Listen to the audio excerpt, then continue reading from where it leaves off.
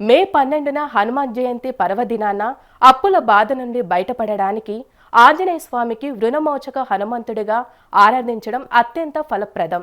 ఈ రోజున ఉదయాన్నే స్నానమాచరించి స్వామివారికి ఎర్రటి జెండను సమర్పించడం లేదా దేవాలయంలో ఎర్రటి వస్త్రం పైన స్వామివారిని ఉంచి పూజించడం వల్ల ఆర్థిక ఇబ్బందులు తొలగుతాయి. ముఖ్యంగా ఈ రోజున రుణ విమోచన అంగారక స్తోత్రం లేదా హనుమాన్ చాలీస 11 సార్లు పఠించడం వల్ల జాతకంలోని కుజదోషాలు తగ్గి అప్పులు తీరడానికి మార్గం సుగమనం అవుతుంది.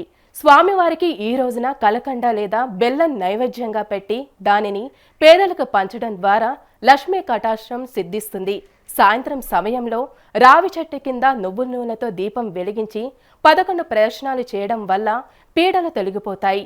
అప్పుల బాధ అధికంగా ఉన్నవారు ఈ రోజున ఎర్రటి కందులను దానం చేయడం శ్రేష్కరం.